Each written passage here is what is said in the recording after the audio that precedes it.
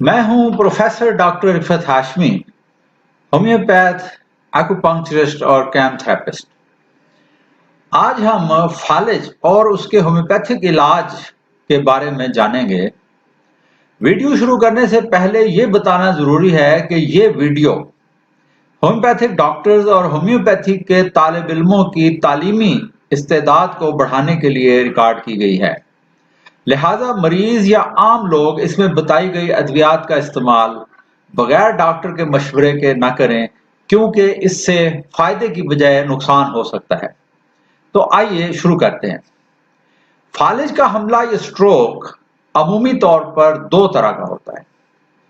एक ischaemic stroke कहलाता है, जो दिमाग को खून की सप्लाई करने वाली खून की नालियों में क्लॉट फंस जाने से या कोलेस्ट्रॉल के डिपॉजिट हो जाने की वजह से होता है। दूसरा हेमरेजिक स्ट्रोक है, जो दिमाग की सप्लाई करने वाली खून की कमजोर नाली के फटने की वजह से होता है। अब स्ट्रोक इस्कीमिक हो या हेमरेजिक, इसकी बीमारी की अलामात तकरीबन एक जैसी होती हैं। मैंने यहां लफ्ज बीमारी इस्तेमाल किया है, इसका मतलब है कि बीमार की अलामात मुख्तलिफ हो सकती हैं। एलोपैथिक मेडिकल कॉलेजेस में डॉक्टरों को यह पढ़ाया जाता है कि फालिज की फौरी तशखीस के लिए एक लफ्ज याद कर लें, और वो लफ्ज है फास्ट। एफ से मुराद है फेस, यानी चेहरे को देखें कि अगर चेहरे की एक जानिब की उजलात में कमजोरी होगी तो उस जानिब मुंह लटक जाएगा। ए से मुराद है आर्म, यानी बाजू या टांग को देखें कि उसमें अगर उजलाती कमजोरी पाई जाती है या हरकत और गिरफ्त मुतासिर हुई है। तीसरा हर्फ है एस, यानी स्पीच, मरीज को बोलने में दिक्कत होगी। और चौथा हर्फ है टी, यानी टाइम, मतलब यह है कि हर स्ट्रोक के मरीज के इलाज के लिए वक्त की बहुत अहमियत है, यानी बर वक्त इलाज से मरीज को फालिज जैसी माजूरी से बचाया जा सकता है। लिहाजा फालिज की फौरी तशखीसी अलामात को नोट करते ही इलाज शुरू होना चाहिए। इस मर्ज में एलोपैथी की मजबूरी यह है कि जब तक मरीज को अस्पताल मुंतकिल न किया जाए, इलाज शुरू नहीं किया जा सकता, क्योंकि पहले डॉक्टर यह फैसला करेगा कि फालिज का हमला खून की नाली फटने से हुआ है या क्लॉट फंसने से हुआ है, क्योंकि दोनों सूरतों में इलाज मुख्तलिफ हो जाएगा। लेकिन होम्योपैथी में ऐसी सूरत नहीं है। आप जो ही फालिज की अलामात नोट करें, फौरन मरीज को दवा दे दें, और मैं आपको यकीन दिलाता हूं कि अस्पताल पहुंचने से पहले आपके 90% मरीज बेहतर हो जाएंगे।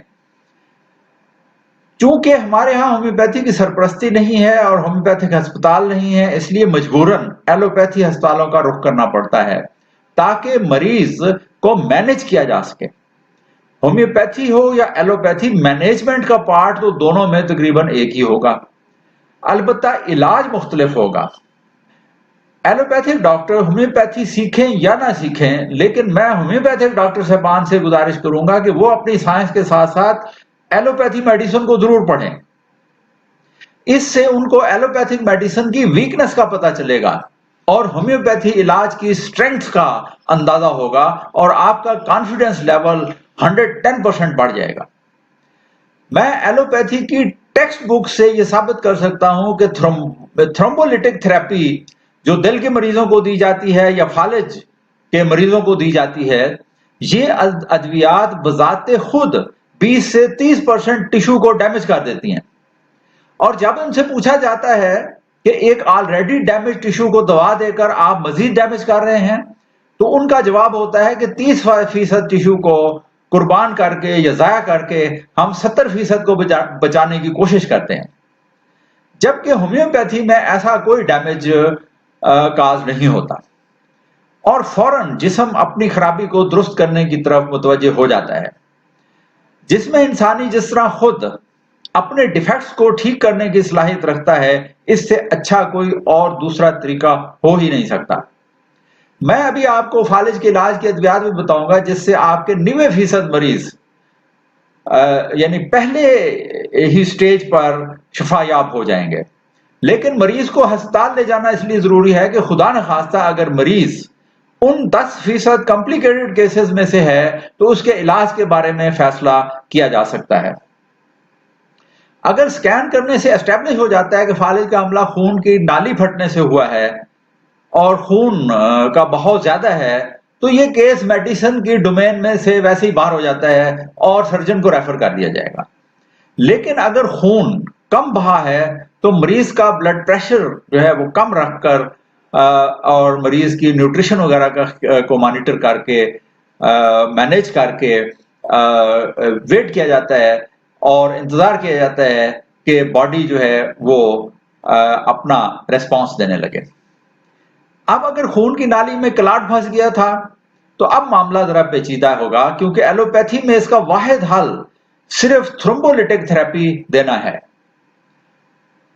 टिश्यू थ्रोम्बोजेनिक एक्टिवेटर यानी टीपीए के जरिए यह काम किया जाएगा और इसकी अफादियत सिर्फ इस सूरत में होगी जब 3 से 5 घंटे के अंदर अंदर ये इलाज दे दिया जाए और इसके लिए मरीज से एक इन्फॉर्म्ड कंसेंट लेना जरूरी होती है, यानी मरीज या उसके लवाहिकीन को इस थेरेपी के खतरात से और जो फायदा हो सकता है उससे आगाह करना जरूरी है। पाकिस्तानी अस्पतालों में तो बाकायदा रिटन कंसेंट ली जाती है। होम्योपैथी की खूबसूरती यह है कि अलामात मिलते ही इलाज शुरू किया जा सकता है। अब स्ट्रोक हेमरेजिक है या इस्कीमिक है, जिस्म का मदाफती निजाम खुद ही उसको ठीक करने में लग जाएगा और स्कैन और एमआरआई से पहले ही इलाज शुरू हो चुका होगा। अब मैं आपको वो होम्योपैथिक दवा बताता हूं जो टीपीए थेरेपी से कहीं ज्यादा जूद असर है और बगैर किसी नुकसान के आपके मरीज को फालिज से बचा लेगी। लेकिन जहां भी टाइम की अहमियत अपनी जगह मौजूद है, यानी अलामात मिलते ही दवा दे दी जानी चाहिए। ये होम्योपैथी की वो पहली दवा है जो अब होम्योपैथी कॉलेजेस में स्टूडेंट्स को पढ़ाते हैं और वो दवा है एकोनाइट। दोनों तरह के फालिज के इब्तदाई मराहिल में काम आती है और मौजजाना काम करती है। मेरी रिकमेंडेशन ये है कि ये दवा हर घर में होनी चाहिए और हर फर्द को फालिज की इब्तदाई अलामात का पता हो और जो ही ये अलामात जाहिर हो एकोनाइट दे दी जाए। फालिज की पहली इब्तदाई अलामत टिंगलिंग और नमनेस की सेंसेशन है, जिसमें फौरन एकोनाइट दी जा सकती है। दूसरा, यकदम चेहरे के या बाजू या टांगों के उजलात में फालजी कैफियत पैदा हो जाए। और तीसरा, यकदम मरीज कंफ्यूज महसूस करने लगे, मरीज को बोलने में दिक्कत हो या मरीज की बात को समझने में दिक्कत हो, या मरीज की नजर की शिकायत यकदम पैदा हो जाए, चक्कर महसूस हो या मरीज का तवाजुन बिगड़ जाए और बगैर किसी वजह के यकदम सर दर्द शुरू हो जाए, तो यकदम पैदा होने वाली हर बीमारी में एकोनाइट पहली दवा होगी। अगर तमाम डॉक्टर्स को एकोनाइट पढ़ा दी जाए तो फालिज के 90% मरीज ना सिर्फ कॉम्प्लिकेशन से बचाए जा सकते हैं बल्कि उनका फौरी इलाज किया जा सकता है।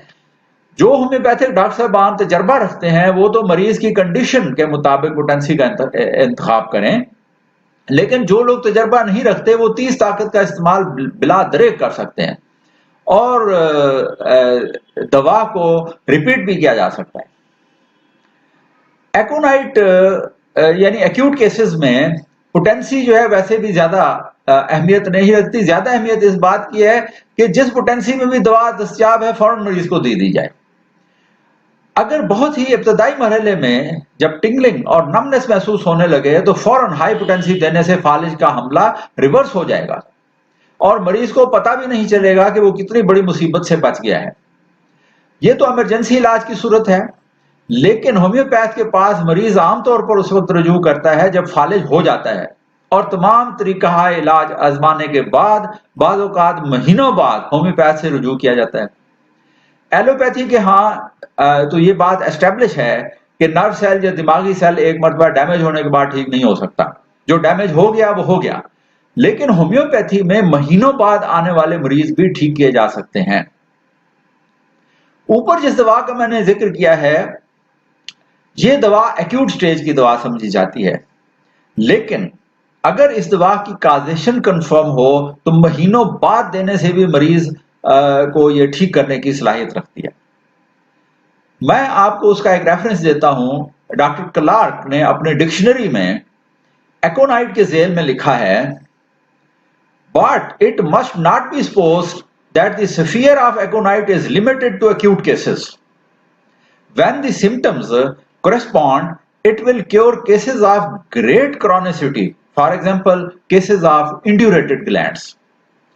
यहां मैं रेफरेंस के तौर पर उस केस का भी जिक्र करूंगा जो डॉक्टर क्लार्क साहब ने अपनी डिक्शनरी में लिखा है, और डिक्शनरी के वॉल्यूम 1 में एकोनाइट के झेल में वो लिखते हैं कि एक डॉक्टर साहब जिनका नाम टेस्टा है relates a remarkable case of an Englishman who had been obliged to take a long sleigh journey in North Russia in mid winter, who suffered thereafter for 2 years for violent paroxysms of palpitation and acute stitches pain in the heart region, threatening cerebral apoplexy.